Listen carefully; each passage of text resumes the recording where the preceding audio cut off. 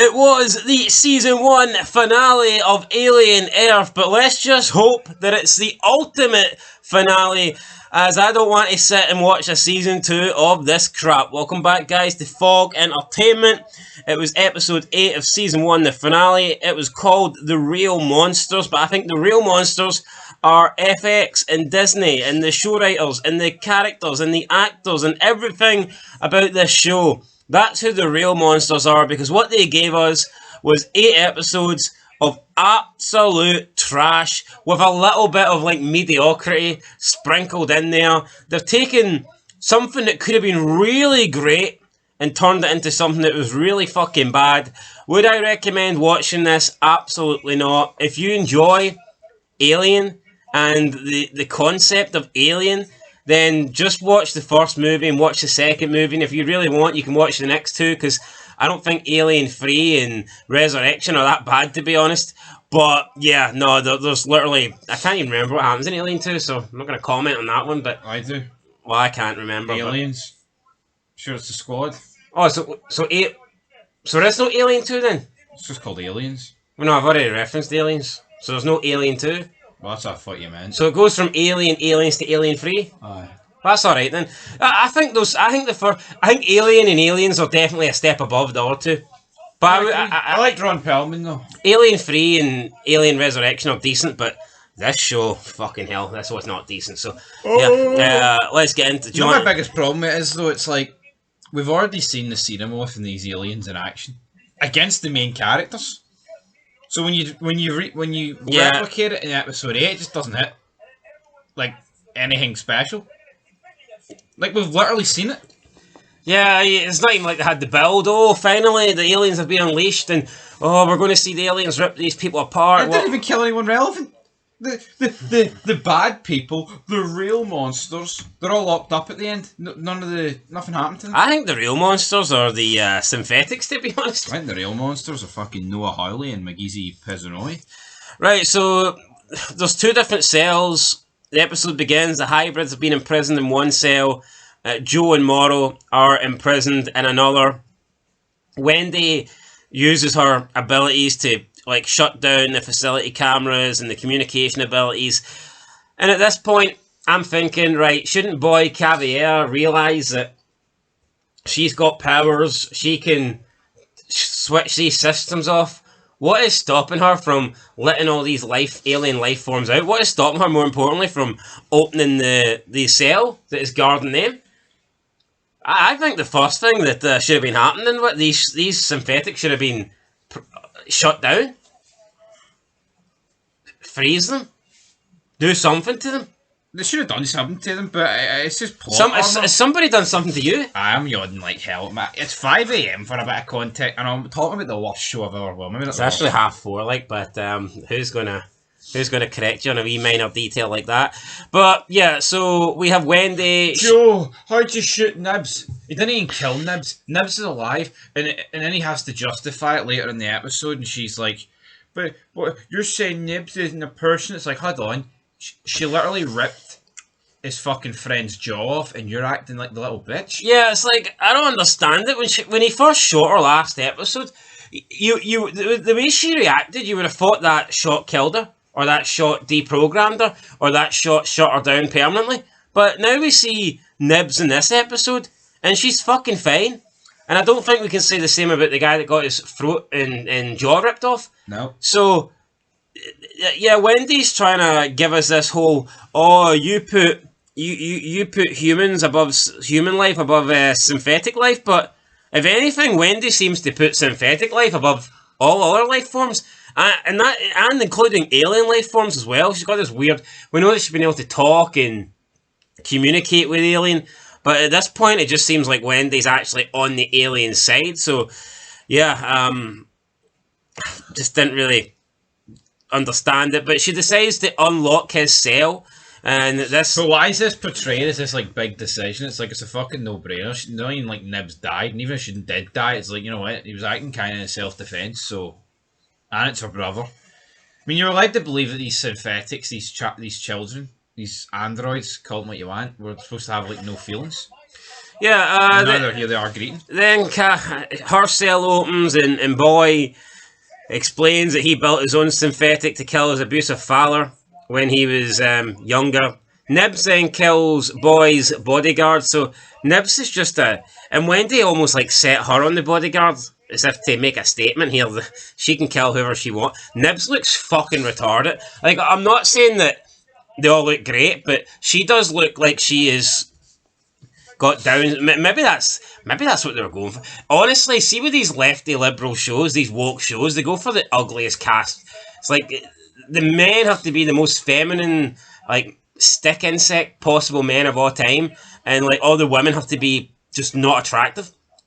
Like why can't we have the fucking good old days where Tick, tick, tick, tick. why can't it be the good old days where the women the not the top female was always like the attractive female and the guys were built like fucking chiseled stones or something like that, chiseled rocks. Like, would it really hurt to have someone with the physique of an Arnold Schwarzenegger or a Sylvester Stallone? Yes. I mean, they don't even need to be like built in terms of they have like this insane body. Look at Bruce Willis and Mel Gibson. Like, real fucking men. See, when you see, like, Bruce Willis in Die Hard, that's a real fucking man. See, when you see Mel Gibson in Lethal Weapon, that's a real man. But, like, they never had, like, Adonis-like physiques. No. But they still were manly and masculine and came across as badasses. Like, look at the male characters in this show. Fucking, what's his name? The Hermit and Boy. Two guys that would probably hold hands walking into a gay bar with each other. Yeah. No, but it's, even look at even fucking Mr. Bean, right? Has got more masculinity than all these fuckers combined. You know what I mean? And he hung about with a fucking teddy. I mean, it's not even an exaggeration. Right, anyway, Morrow then gets into a fight with Kirsch and... This was kind of funny because he just snaps Kirsch's arse. He puts Kirsch through a table like he's one of the Dudley boys. I guess he'd have to be Devon. I don't think this... Yeah, no, he would, but this doesn't really do... This doesn't do a good look at these androids, these hybrids, does it? I mean, it's like one move breaks his back. But we've seen Wendy, like, in episode 1, jump off this, like, 200-foot mountain. And then run away. Without her legs didn't snap. But Kirsch gets body slammed through a table, and that's him done. That's him fucked. Yo, but it's like, see this body slam through a table? Yes, it was at a bit of force, but I would expect most humans to walk away from this, so why can't he? Yeah, absolutely. He manages to choke out Morrow, though, after some of the infected escape, and then we get Smee and Slightly retarded, I think. They arrive, incapacitate them both. Nibs then captures that woman, Dame, or whatever she's called. And then we got Atum. He lures Joe to Boy's room and locks him in with the Ocellus. I guess trying to get the Ocellus to become, I don't know, part of Joe, so he can maybe use Joe against Wendy. But Wendy arrives in time, and you think that she's going to fight Atom. But after she gets chucked across the room, she just decides to like deprogram him, and he freezes in midair. And we then see her and Joe try and fight off the Ocellus, and the Ocellus manages to escape to the beach where it takes over the body of Arthur. The way this is going, it just looks like this is destined for a season 2. Yeah, like so, I thought maybe they would have wrapped it up, but it's like, does this Arthur guy really need to live through this eyeball thing?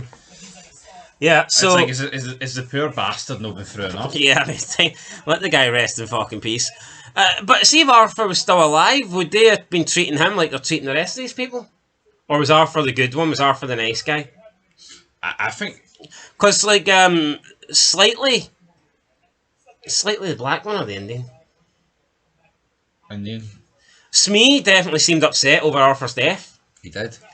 So, I think that Arthur was a good guy. But what's the end game here? Oh, now we run the island? I cannot believe that guy, who's the Cavier, I can't believe he's still alive. Boy, we'll call him Boy. Boy Cavier, whatever. So, then, when the Xenomorph ambushes Cavier, or Boy, but instead of killing him, Wendy talks to it with the whole... or whatever that is, bullshit. Weird. And she gets the Xenomorph to not attack Boy, and it attacks the soldiers instead. It kills them. And then we see the other four main groups. So you got like the Indian-looking soldier and the black woman with the red hair, whatever their name is. They go into like the lab where the aliens are being kept or the other species are being kept, and she gets like this caught from this like weird fucking alien. It's almost like an octopus, but with something like Jeepers Creepers when he captures that guy, and seeing Jeepers Creepers 2 when he captures that guy, it's like, oh, it's like fucking shower curtain. Aye. Piece of paper, and he captures him. It was almost something like that, and then she starts shooting because she's getting like, I don't know, fucking consumed or something, and she shoots two of her teammates. They both die. None of them got to utter a word. So also, I think this. I mean, this is the army here, and they're going in to assume that they know's fucked with these alien-like creatures. Their awareness is shocking. Yeah, then the guy that's remaining kind of just like shouts and screams, and fuck knows what happens to him, but that's the last time we see him, probably still alive. Who really cares about him? We don't really know. Then we see Yutani and her team approach the island, so does anybody fucking care? Is she just going to be like the... Is she going to be like the female antagonist in season 2? I guess she's going to be the boy, Cavier, in season 2. So her team approach the island. Then we see Wendy with all the hybrids and whatever, and the two xenomorphs outside of the cage, and they're looking on as we have Kirsch, Boy, Morrow, Atom, and the other woman who was, I think, married to Arthur. And they're trapped inside the cage, and Wendy now says, "We rule. We now rule." So, I mean, that was it. That was your whack. That was the end of the episode. With them all trapped. They're the ones that are now trapped inside the cell with the synthetics and the xenomorphs standing outside as if there's some sort of alliance. And it's like, really? You've turned this into some sort of aliens and synthetics are teaming up to take on the real monsters who... So what's the point of keeping these guys alive then? Like, what's the end game? Like, why are all these main characters being kept alive in this cell? Like, no, seriously? Well, why did you have 8 episodes for none of them to die? It just felt so filler, this episode. Like, yeah, let's not get it twisted. Not like the first couple of episodes were fucking fantastic, but I just think the first 2 episodes had a much better structure to it. This is all over the place. Same with episode 7. And then you've got this ending with them all alive in the same cell. Like, what is the end game? Episodes 1 and 2 were, I think, okay, and I think episodes 5 with the flashback were okay, but the rest of them have been fucking shocking. It's been downhill since we got that flashback episode. It just screams of a show that didn't really know what to do because they didn't know if they were going to get like cancelled or renewed for a season 2, so they kept most of the main event players alive. It's like if you think of it and look at like the horror that got took up into the cocoon, she's like the only big death. And I say big death, her group feels like a bunch of jobbers, not a big death. Yeah, I didn't rate it. Overall, I thought the season was pretty damn poor. Is it the worst show I've seen? No, I think it was more refreshing to watch than, let's say, the Walking Dead spin-offs. I preferred this over Dead City, and I preferred it over Daryl Dixon, but that's a low bar. No, that is a low bar, but again, like I said at the start of this review, it just feels like they're just repeating what we've already seen. How many times in this show alone have we seen an alien outbreak? Like, there was nothing special about this episode. What was special about it? Like, this facility's already come under threat in the last couple of episodes. And then at the first couple of episodes, you're seeing all these different spaceships and cities come under siege. There's just nothing good about it. Him running about in his bare feet, legs wide open, tied. Why'd they tie him up with his legs wide open and his feet out? Kirsch lying there, arse broken in two. Boy Cavier wants his arse broken in two, and we're just sitting there supposed to accept it. We are the ones now. We will. Me and when the die, we will. You know what I mean? It's like, alright, really ain't great, Callie, and fuck off to your bed. I mean, come on, man. I can't watch this shit anymore. And then that woman, the one that's like all she's done is cry and be jealous of the other ones. Like, why is she even teaming up with him? But you said I was a favourite. She just sticks it like a fucking sore thumb here. It's embarrassing. And like that boy Caviar guy, like that soldier that Nibs killed, that's in fucking pure cold blood. Yep. Like, these androids, hybrids, have the ability to, like, do like a big boss, stun, tranquilize them, do something like that, knock him out. To brutally, like, crush the guy's face in with your metal fist is sick. I have no idea who the protagonists and the antagonists are. It's all over the place. And that Joe guy's a fucking shite bag that gets just a nah. The show's absolute shite. He has no fucking backbone. Did we even see him? He wasn't at the ending shot, was he? Joe? Aye. He was in that. He was in the room with the hybrids. No, but he should be calling it Wendy. It's like, hold on here. I stunned Nibs because she was killing people. But no, he backed down. It's like he wasn't even allowed a fucking word then. Anyway, I hope there's not a season 2. There probably will be though, as you said, it did set up for it. But I will give this episode a 3 out of 10. Yeah, that's all I can give it as well. Unfortunately, was really poor. Didn't enjoy it. Thought it sucked, and I've no interest really in watching a season 2. So yeah, They've done all they can do. Well, what else is there left to do? I'll give this episode a 3. In terms of the overall season, I would maybe give it a 4 or 5. Maybe a 5. I feel like a 5's pretty. I'd probably give it a 4. I'm sorry. Having a couple of decent episodes just isn't enough to Put it this way, right? I think it's entertaining enough while being absolutely awful in parts. It's not one of those shows that you would watch and be like, God, that offers nothing. I think if you're a fan of this franchise, you'll enjoy it to a degree. There is parts that are unintentionally funny, like you can sit there and just make fun of how retarded it is and how like brain dead like 99% of the characters are. Although I think if you're a fan of this franchise, you might be like that. You might be disappointed with how poor it is, and you could maybe be thinking. You might be, but I've got a feeling that this show actually will go down pretty well with a bunch of libtards and people like that, and the underlying agendas that it's definitely pushing. Well, anyway, guys, that's it. We're giving this episode a 3. Let us know your thoughts down below. I thought it was shit, disappointing end, but here, to be honest, I wasn't expecting anything amazing. To be fair, I think we got kind of what we were expecting to get. So 3 out of 10. That's it. Till next time. Peace.